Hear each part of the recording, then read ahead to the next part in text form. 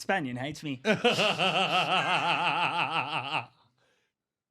don't know. I'll probably just fight him. Anyway, guys, welcome back to Hell's Basement. I'm fucking kidding. He's probably a bit rusty these days. Yeah, no, he's probably got a half chance against me. One of his legs would weigh 80 kilos. He walks around on 2 Julians. And we're back. Welcome back to another episode of Hell's Basement. We're broadcasting live from the fiery pits of hell where the jokes are dark and the nooses are tied with a smile. That's funny. Yeah, Yeah. sick. This one guy commented none of this was funny on the last one, so I was hoping at least One guy. Yeah. It is episode number 2, and I am joined by Meth Rogan. What up? Mark couldn't be here. He caught meningococcal at a petting zoo. I don't know how that happens. You're fucking the animals. What? Touching their cloacas. That's how you get it. Really? True. Sheep. He's Kiwi. Yeah, there you go. That's what I mean, It makes sense. Because when I read the text, I was like, surely not. Did you say petting zoo? Yeah. Ah, shit. They're usually baby animals. Yeah. Oh. And we're Maybe.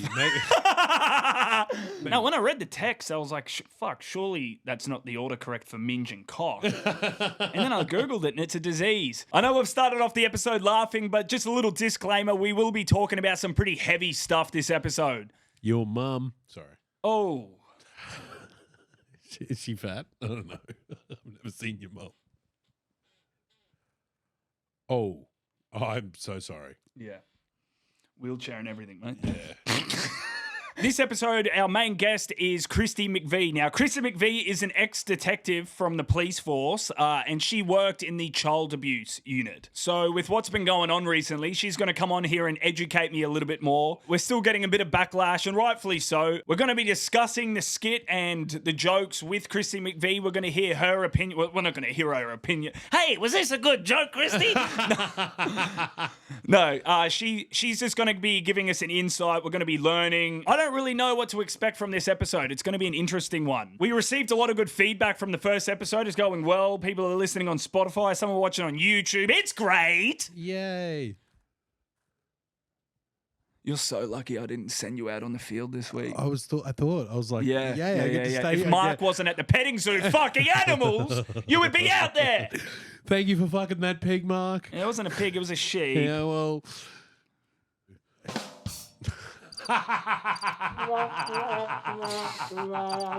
Shut up. The first one made me feel good, and then the rest just made me feel sad.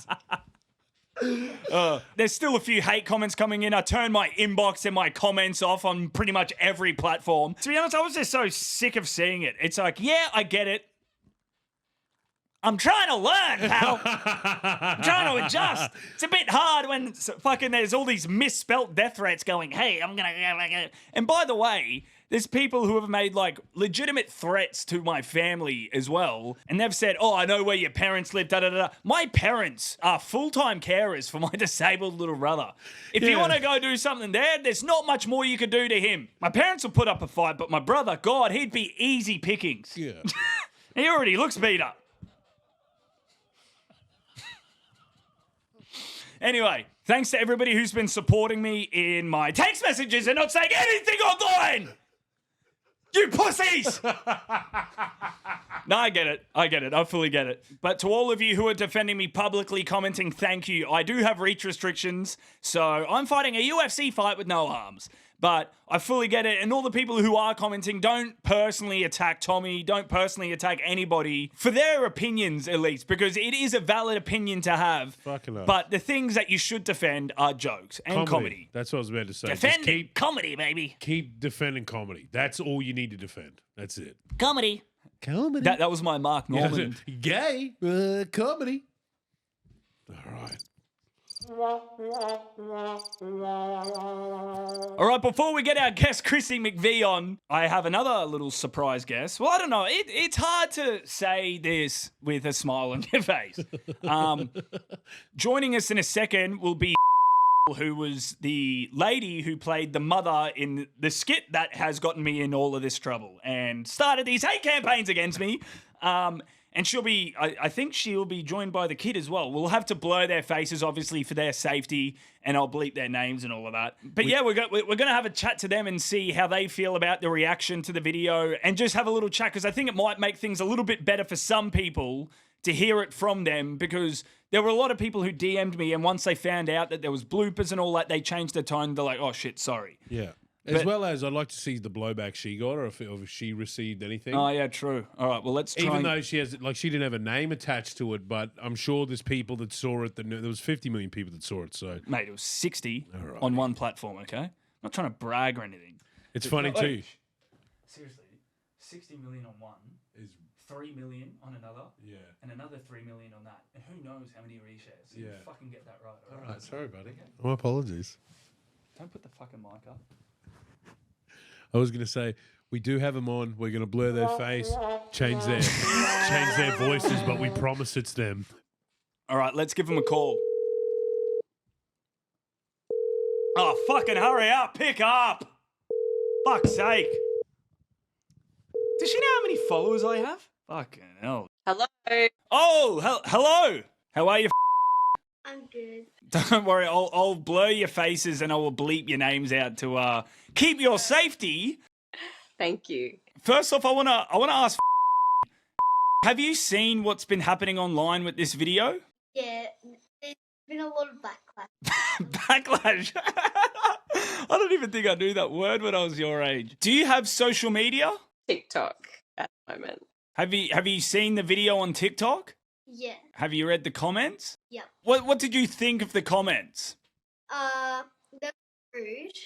They obviously didn't see like the bloopers video. So for everybody watching who hasn't taken the time to realize that that video was fake, these are the two actors who were in the clip. They knew what the joke was. They knew that it was not real. They know that it didn't come from a bad place. What did you think when you first saw me rock up in that outfit? A pedo. Oh, God. In all seriousness, though, have you guys received any backlash in your normal lives about it? No, thank goodness. And I think the thing that made people so, like, angry about it was the acting was too good. Thank you. No, like, even though there was like 100 bloopers, like it took us like a good half an hour to film what should have taken maybe 20 seconds. But because we kept adding stuff to it as we went, and then like, because the pool wasn't even in the original thing, it was sort of like a hold. But then, yeah, I think the pool definitely made it seem more real and more scary than what it was. And I think that's what triggered a lot of people. Yeah. I mean, aren't you glad for those bloopers? At the time, we were like, come on, get it together. But in hindsight, if we didn't have any bloopers for that, I don't know how this would have gone down. it was a fun day. I mean, I remember saying, I wish I was mic'd up, because I remember saying afterwards that I hadn't heard her giggle that much since she was really little. And she likes you. People don't really know the real you. Like, she likes you and feels safe around you. No, I just wanted to quickly get you guys on here because I thought it might just like put some people at ease seeing and hearing from you guys, the people who were actually in the video and know that it was fake. Do you have any last words for anybody out there? I don't think so. What about you? I was thinking about it, and I think that a lot of people become desensitized to comedy in general, especially like as they get older. And oh, God, I said any last words, not any last bloody paragraphs. Jesus Christ. All right. Anyway, guys, I will talk to you later. Stay safe, and please do not tell anybody about this. All right, bye. Good night. See ya. All right, guys, joining us now live from Perth. Is it Perth? It's south of Perth. South of Perth. Like there's a difference. Come on. Joining us from south of Perth is Kristi McVee. Welcome to Hell's Basement, Kristi. Thank you. Thanks for having me. I wish it was on better terms that we were meeting, but I think it's very needed for us to have a chat, because I did see you comment on one of the videos that I posted replying to all of the controversy happening at the moment online. For all the people who don't know who you are, would you be able to introduce yourself and just what you do? Yeah, sure. So my name's Kristi. I am a ex-child abuse detective who worked with the West Australian Police for 10 years. I was a specialist child interviewer, so I interviewed children who had been sexually abused and got their evidence for court or to be investigated. And then since leaving the police 5 years ago, I now teach protective behaviours, child abuse prevention education. I educate parents and organisations on how to keep kids safe. So, yeah. What made you leave the police force and start doing this whole thing, spreading awareness? So I, as you can imagine, nearly 10 years interviewing children, hearing their stories about child sexual abuse and what had happened to them. And it just basically left its toll. I had a 11-year-old daughter at the time. She's now much older. And when I was having a moment with my PTSD, I had a severe anxiety. I just wasn't parenting very well at the time, wasn't coping very well. And she said to me, "Mum, I don't want you to do this anymore. You're not the same mum that I remember." So I went and retired the next day. That's mum of the year shit right there. Like I was speaking to you yesterday, and I have a who works in a similar sort of field, not as crazy of a field, and even in just such a short time, dealing with not exactly the same stuff that you're dealing with, but people who, from both sides, whether it be victims or the perpetrators, dealing with both sides and having to see such graphic stuff, having such a big responsibility on their shoulders.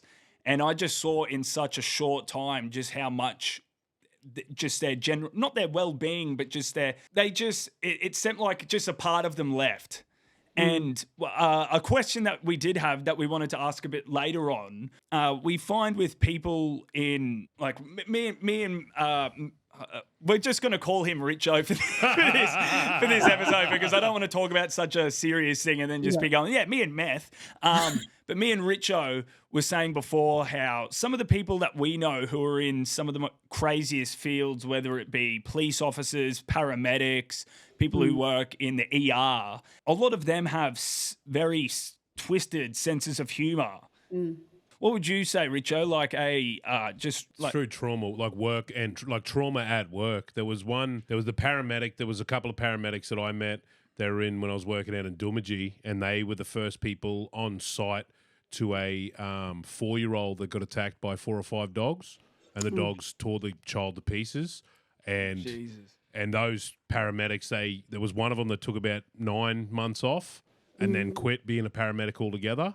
And, wow. the other paramedic was back, big butch lesbian lady, and she was like, had about 6 months off. What's your language? All right. Fuck, I'll just explain it. There's a woman in the room. Yeah, right? she was a very, very butch lady, and she was a lesbian, and she was like, yeah, I had to take about 6 months off. Fuck me up, but I'm back to do it. But this the you didn't have level to do of the voice either. Yeah, the level of humor that they had was just, you could tell that it's the only way to deal with it. It's the only way to deal with what they've seen. How do you feel going through years of that stuff? We'll get into spreading awareness and all that shortly, but I just, like, obviously I've got so many questions. I've never spoken to someone who's done what you have. How do you find in your day-to-day life now, what has changed that you can clearly see from having that job for 10 years? Yeah, so my humour was definitely dark back then. That was a coping mechanism that you put in place to just deal with the complexities and the stuff that you're dealing with. Like, it can be so confronting, like what those paramedics went through. I've been to murder scenes, I've been to sex assaults, I've been to, traffic crashes, I've been to all sorts of things where I'm holding someone before they pass away. Yeah. So, it can be really traumatic and it can be confronting, and the brain has a way of protecting itself. And sometimes that's through dark humor, but also it can be through shutting down, similar to that paramedic that you were just saying there, Richo, that, just pushed it to the side and kept going kind of thing. She might have had 6 months off to try and process it, but, ultimately that doesn't leave you. It never leaves you. Like before, when you said when you were on the force and you were seeing these things, you had a bit of a darker humor back then. Tying that into why you're on the show today, obviously, let's not beat around the bush. I'm in a bit of controversy online for some videos and some jokes that I've told. What video did you come across and how did you come across it? Someone sent me the video of you pretending to be like interested in a young girl, and when I first saw it, I mean, you asked the question. My humor was darker back then. It's not so dark now because obviously I've had time to obviously heal what I went through. So now I don't see those things as jokes anymore. And Of course. When I saw that video, someone sent it to me and said, do you know about this? And I guess from my perspective where I'm at, I was like, who the fuck is this person making a joke about sex assault or child abuse, you know? But I come from a space of education and awareness. And I think that most people do and say things that when they're not educated or aware. And so it's not that I don't think you're uneducated or unaware, but I thought instead of attacking you, how about I help you educate? And of course, and your comment did stand out a lot, and that's why I reached out straight away. When you saw it, did you think that it was real, or did you know that it was a skit? Initially, I was like, "What the fuck did I just watch?" And then, sorry. And then I went back and I had a look at your platform. So I hadn't seen you. I mean, I think it was Monday or whenever I reached out to you, maybe it was Sunday, I can't remember. I think when I saw it and I wrote that comment, I was like, what the fuck did I just watch? And then I went and looked at your platform and I was like, oh, he's a comedian. But that was because I don't just I was a detective for 6 years, you know, like I'm not going to just take face value and go.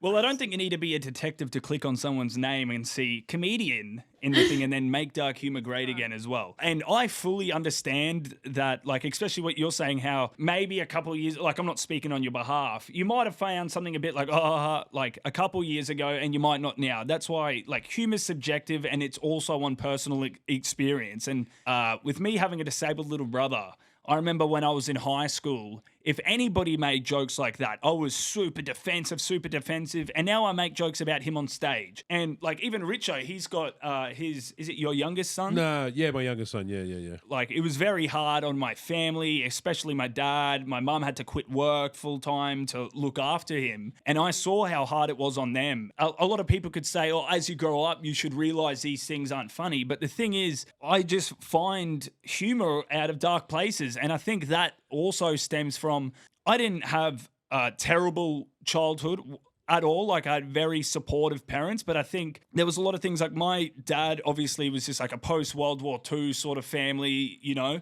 and was just super strict on me. And my mum came from like, my mum's eldest brother was murdered. All of her brothers and sisters are messed up. She's the only good one. And I think she and my dad, being from such a strict post-World War II family, were very strict on me, and it was just no, that like, don't press the red button. And then I'm there just absolutely jamming away at the red button.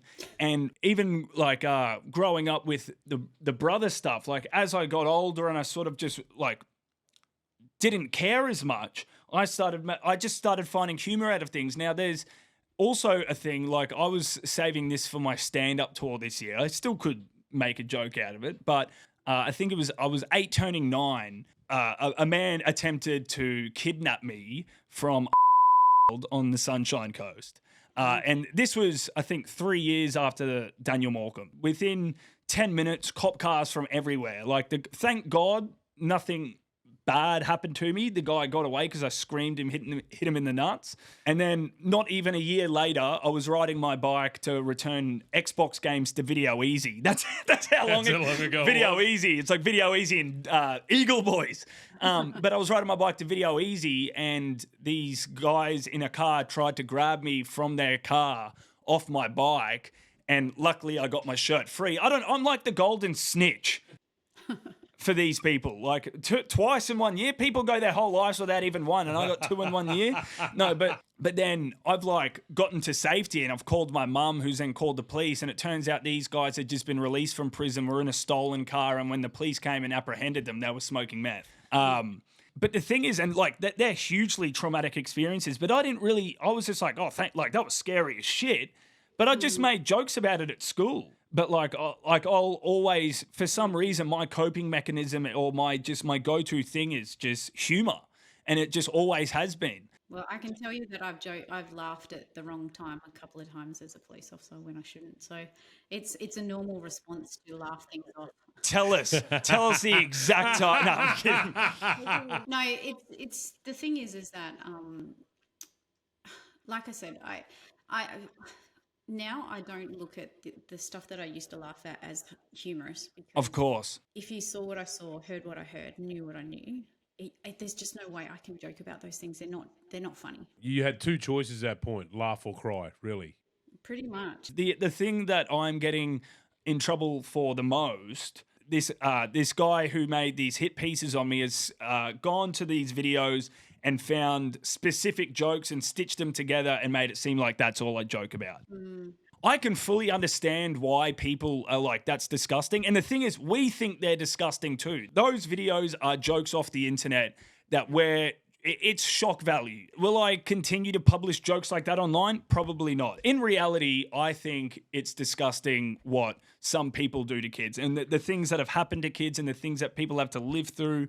And I can see how me making some jokes might bring up terrible memories, trauma for people, or it might just, like flick the triggered switch on a father who is just super protective or has heard similar stories. And I don't want anybody to think that I condone or support any of that behavior, because I don't. It's not like we're doing anything to get a laugh, but that is our job. We're comedians. Like people can go, but you're not funny. Yeah, but people do think I'm funny. Otherwise, I wouldn't sell out shows around the world doing it. I've also seen people saying that I'm craving attention, which I just don't think is true. I think me being a dark humor comedian, I'm one to push the envelope. And especially when in an era like today with social media and you see the fast clicks, like on that video getting 60 million views before the backlash hit, I'm thinking, what's next? It's similar to that Logan Paul incident when he was on such a roll and then you just get almost desensitized and don't realize what's too far because you're just trying to push it further and further each time. Can I offer a bit of like an opinion on this? I thought she was about to say, can I give you a video idea? And I was like, well, no. So I mentioned it in our phone call that, once upon a time we used to watch shows like Jackass, right? And when Jackass first came out, it was like completely extreme. It might not have been for your generation, but I'm a bit older. How old are you, Richo, by the way? Yeah, I'm your age. If you were into Jackass, yeah. Hey, be rude and ask the lady her age. Yeah, okay. Yeah, no fucking way. So, my generation, we watch things like, even Something About Mary was quite fucking favourite movie ever. Like if you think about, certain comedy did push the envelope and did do those things. And like Bad Grandpa and all of these sorts of things, right? Because most people who were in those, they didn't know that was comedy and it was like shock value. Yeah. The difference is you went to the cinema or you turned on the Netflix and you watched it. Yeah, people know they're watching a show. You knew you were watching something even if it was extreme. Do you remember the Chasers, Richo? And they had that skit called Make a Realistic Wish Foundation where it's like, little Billy here wants to meet Johnny Depp, but he's just going to die anyway, so here's a stick. Yeah. And it's like, and then they got taken off the air for like a week. But you knew you were watching a show and it wasn't for everyone. But do you know what the thing about it was? You had a remote where you could change channels. That's the difference with social media. And with social media, I think it's just as easy to change channels as well because you can scroll past it. You do not have to watch these videos. The thing, what was that thing that you said before about catching the fish? Yeah, I think that now in this day and like this time with the social media, you're trying to catch your fish, but the problem is the net you're putting out now is so big, you're catching fish you don't want in your net, and they don't want to be in your fucking net either, and you're struggling to, you know what I mean? So it's like, yeah. It's a good analogy. I think, and when you've got that shock value, not everyone realizes that they don't watch the whole video, so they don't see the whole thing. They might. Oh, yeah. No, I figured that out this week when I put a response video that clearly had bloopers in it. And there were still people commenting, yeah, but as if you'd go up to a random mum and her kid like that. Imagine if the dad was there. And I'm like, did you just watch the video that you commented on? But Kristi, with you being a detective for 10 years, looking at these videos, would you assume that I am a pedophile? That's what every pedophile says. Oh, God. The SWAT team just come through the roof. You're under arrest. I sat across the table, like I didn't mention in my previous job in the police. I actually managed child sex offenders. So What, you managed them? What? when they were released from prison. So Oh, I thought you... For some reason, it was like entertainment in my brain. Like, hey, mate, I take 10% of everything you get. oh no, that's not even funny, and I'm not. I'm laughing because that's outrageous. But see, what I just said then is it's outrageous. That's why I laugh at a lot of this stuff, because it is outrageous. It's like in boxing, the knockout punch is the one that you don't see coming. And a lot of people don't expect to see humour out of these dark topics. Kristi, tell me, you were in the police. Which of the following is an illegal act? Number one, a comedian making a joke about picking up a child who is a paid actor. Or two, making harmful threats to a person's physical well-being and or life. Number two, obviously. The reason why I was so excited to talk to you was I really want to learn. Mm-hmm. I've consumed a lot of information over the years, and as a comedian, Richo, you can agree, we're like sponges to everything. We know the most random facts. We go on the most random rabbit holes at 3 a.m. just to find stuff for jokes. I obviously want to move forward and keep making dark jokes because that's just what I like doing. I'm not a Rove McManus who's going to joke about getting fish instead of chicken on my Jetstar flight. When it comes to joking about children, I'm definitely going to have a different outlook about it. I've had people send me death threats over Jesus jokes, and I didn't really care. I didn't really take it that seriously. I've had like all sorts of different communities send me death threats and emails and hate messages. I've got the opinion of if you're offended by this and you're not by that, then you can't talk. That's the issue I've got where people try to pick the line. And it just comes down to as simple as if there was somebody on stage telling a joke about cancer. No one in my family has cancer at the moment. It probably wouldn't hit me. I'd laugh along, think this is fucking hilarious. Mate next to me, father dying of cancer, like currently, probably not going to hit as well for him. Do you know what I'm saying? Yeah, of course. But then go over again to the dad dying of cancer, probably would hit him. He'd laugh. Do you know what I'm saying? So there's this like, it's just about pick your fucking audience. Yeah, that's all it is. And I've said that to a few people online, and they go, "Oh yeah, mate, but there's a difference between making fun of trans people and No, there's not. and joking about kids." And it's just like, yeah, these graphical things. Yeah, I agree. They are too far.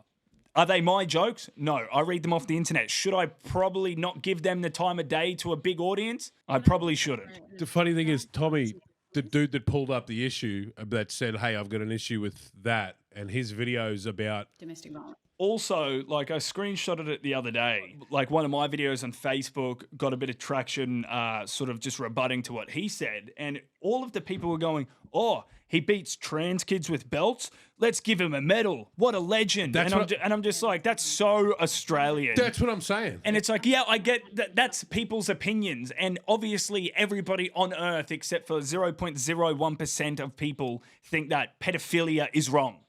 You know, and hates it. It's very clear. I think, especially that video that you saw, I think that would have worked way better as a stand-up joke, and I would have gotten away with it, and a lot of people would have laughed because the thing is, they were paying to go to that, and they knew that that was comedy. One of my friends called me this morning who's a dad, and he said, man, that was the first video of yours I didn't like, but that's because I've got a daughter, and when I saw it with the pool, it just sort of, I knew it was a skit, but it still sort of rubbed me the wrong way. But the thing is, if I was on stage and just said, oh, yeah, like I was just walking the streets the other day and I saw a hot single mum with her kid and I went, oh, God, I'm going to go try and get a date here. And I walked up and said, excuse me, would you like to go to dinner? She said, honey, I'm old enough to be your mum. And I said, who the fuck was talking to you?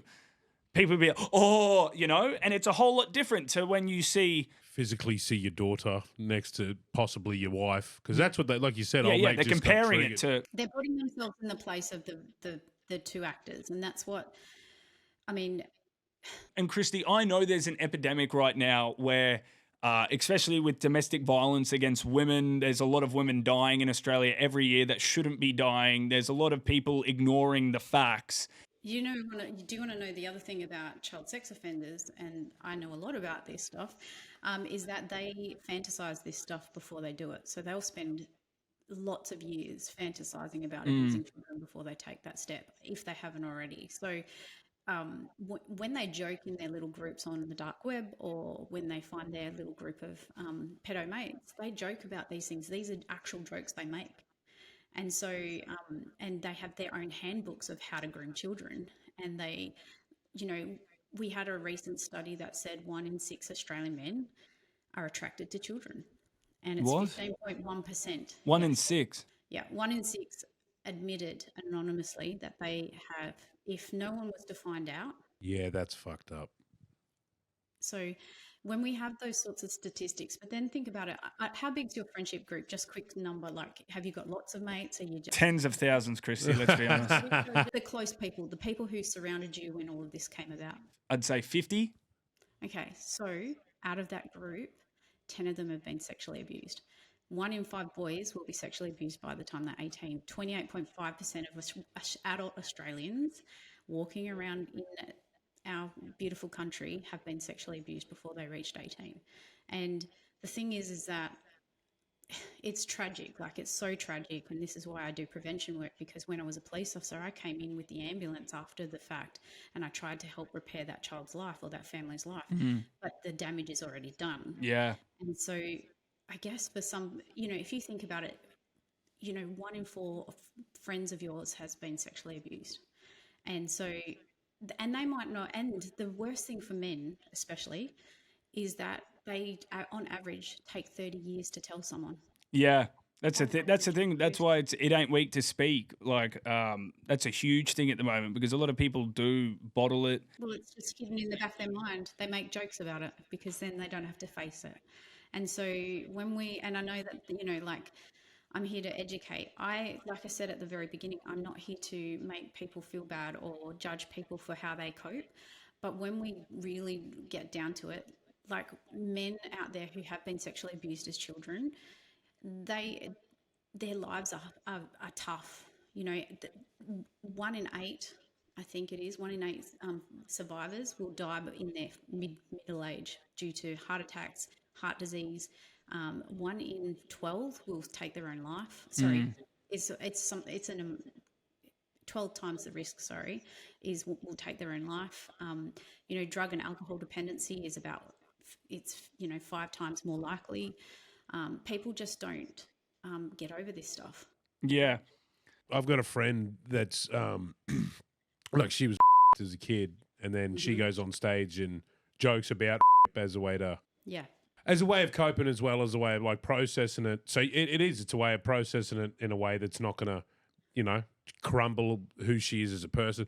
But at the same time, it's like, then who gets to dictate where that line is? Like, I'm in a very weird spot, because I just think everything should be allowed to be joked about if the intent is to make a joke. That's what I was just about to say. I don't have those experiences where I was raped, or I didn't have anything of that nature happen to me as a child. I've got friends, I've got family members who that happened to decades ago, that it's happened to even recently, and they still come to my shows and laugh along. They know that the intent is not there. But they know you personally. And that's the point I was just about to make, is that online, when it comes to social media, anybody can see that. And I've also said in the past, like, to you, when you're talking about wanting to get your career popping off, Richard, I was going to say, so many people think they should be traveling around doing that. And you don't need to travel anywhere, because you got a passport to the whole world with your phone. And that's the thing.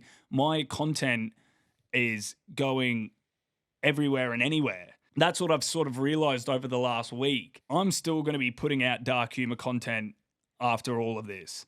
But I think that my tone is definitely going to change on those particular jokes. Topics. I did just want to ask, did you think that skit, like in my mind, it's encouraged more conversation about the topic than I think is going to encourage other people out to go and try to pick up children? Do you know what I'm saying? Look, if you know enough about child sex offenders, you know that they are sneaky, meticulous. They hide in shadows. They're not very rare. You know, you had 2 incidences of being snatched, Julian. So you know that is like less than 10% of the child sexual abuse cases we have every year. Over 90% of child sexual abuse is done by someone known to the child. Can I share a story? No, sorry, no.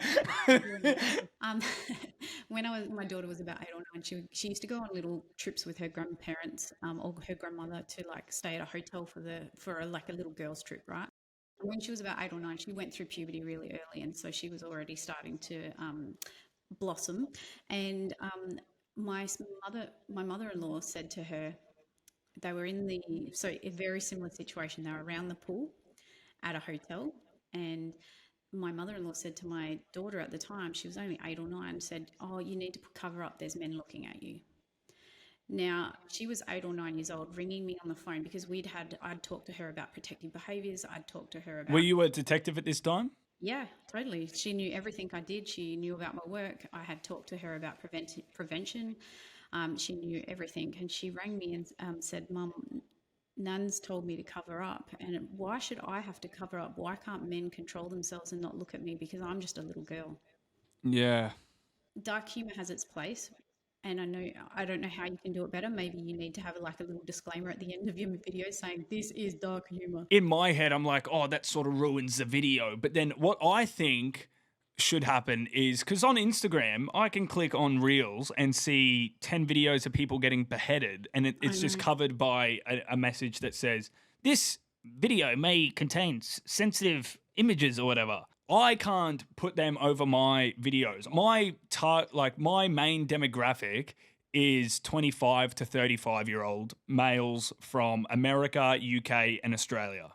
I wish that I could just put an 18 plus lock on my page, because in reality, even my comedy shows, you have to be 18 plus to attend. They're at venues where you have to be 18 just to enter the premises. But even when we do venues such as theaters that say, hey, 15 plus, I still tell the venue, no, 18 minimum is the age to enter my shows. And I don't know why Instagram doesn't let us censor our pages for 18 plus, because on Facebook, if you're a nightclub, nightclubs will have settings that say people can't even see the page exists until their age on Facebook is 18. So maybe that's something that needs to be brought up. But the thing is, I've got reach restrictions at the moment. I've spoken to 8 different support people from Meta, and you just get the same thing back, and it's just slow. Well, you're probably talking to a bot. I'm not talking to a bot. Darwin and Prahat are real people, okay? They both say the same thing at the same time, but I believe they're real. If it hadn't happened, Julian, if you hadn't have been cancelled almost, do you think that you would consider this the way it is right now? Like, you would have just kept going on making the same videos? I mean, this is probably a good, if you believe in the universe and all of the things that are coming your way, like maybe it's the perfect opportunity for you to do good. That was really gay. No, I'm kidding. No. 100% I agree, because as I said before, it's not me looking for attention. It was just how far can I push the limits? And I think the whole point of the dark jokes videos got lost in the end. I'm still going to continue to do them, but I've got a whole different approach for them now. They're just going to be only racist jokes. No. You comedians, honestly, everything's a joke. I am going to definitely change the way I look at making jokes about this topic. Am I going to stop it completely? Probably not. I guess you've got to ask yourself, where's the line? And stick to your line. I need to have better judgment and make it more known that these are jokes. I saw one of your other jokes, which was, and I again said, oh fuck, what did I just watch? But how do you prevent rape? Say yes. And I mean, that's a whole nother conversation. For me, I have seen people who, can't say yeah, they can't say no, and they've been forced into something. And so for me, from my perspective, these aren't jokes, and the poor people who have to go through this because they didn't have a voice. So I just want you to consider that and be mindful of that from now on, because yes, it's funny to you at 30 at your age, but it's not funny to the victim who's had. Of course, we really do appreciate what you're doing and the awareness that you're spreading. Don't think that just because I make terrible jokes that I don't see the great work that you do.